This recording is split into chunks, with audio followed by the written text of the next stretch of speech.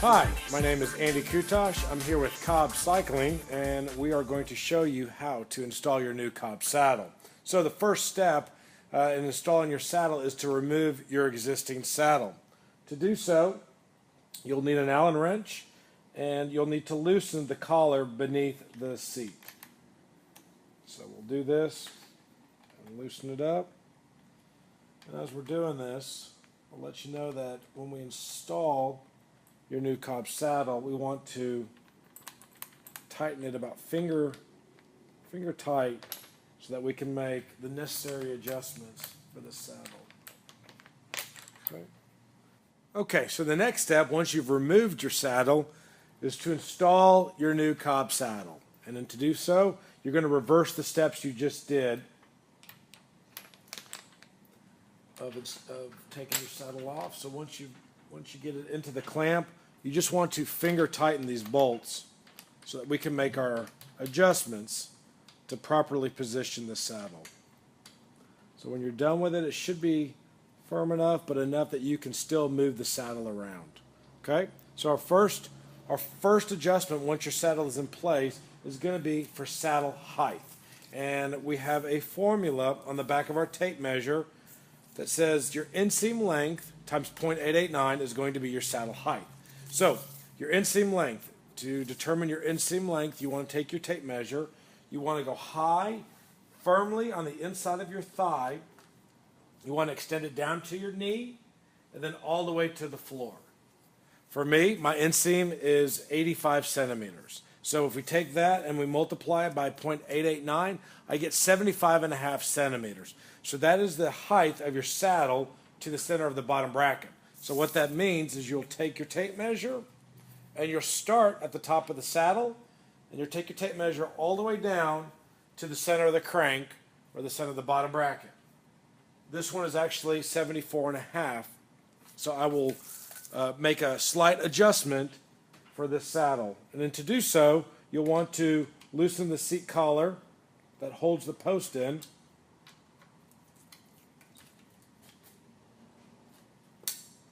Take one more measurement.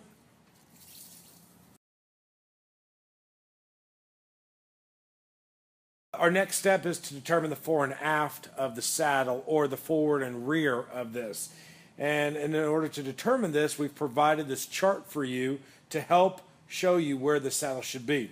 And if you look at this chart, this is a road bike, and I'm 5'11", so it should be between 5 and 6 centimeters behind the center of the crank.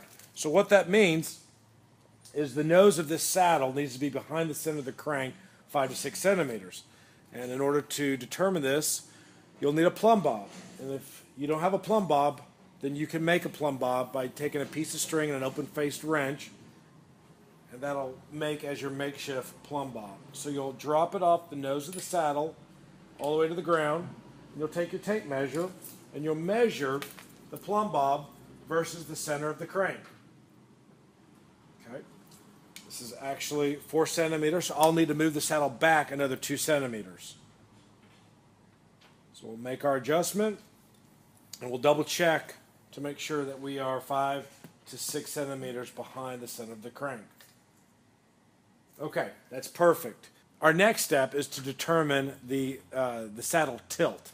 And what we want to determine what the angle of the saddle is by using a level.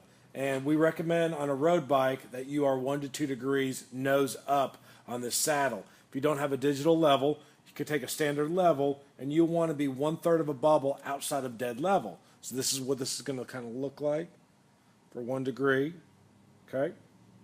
So now that we've got our saddle height, we've got our fore and aft, we have our saddle tilt, we are now ready to tighten up the saddle. You just want to tighten your bolts up. Okay, now your saddle is correctly placed. The last measurement that I want you to do is going to be from the nose to the bars. And first, you want to measure your forearm. And to do this, you want to put the tape measure between your fingers at the tip, stretch it all the way down to the elbow by making it 90 degrees. Mine is 48 centimeters. And this is the ideal length from the nose of the saddle to the center of the bars. Now, if you do have a discrepancy on yours that's over 2 centimeters, we recommend that you visit your local bike shop and purchase a different size stem. So stems come in all different sizes, short and long, and the stem is what attaches the handlebars to the steering tube right here. So you can make this a little bit longer, or you can make this a little bit shorter to accommodate your arms. So that's a little guideline for your handlebar length out here. Okay, so this gives you a great starting place for your saddle. Take this for a test ride. Pack a wrench with you, an Allen wrench, and what I want you to feel for is a couple of things. When you're riding, if you do feel that you have a lot of weight on your hands, then I recommend that you bring this nose up 1 degree at a time. If you find that you're having some pressure on your soft tissue, I recommend that you bring the saddle back down about 1 degree at a time. So this will dictate how much weight is on your hands as well as any soft tissue discomfort. So we hope that this video has been helpful to you, and enjoy the ride.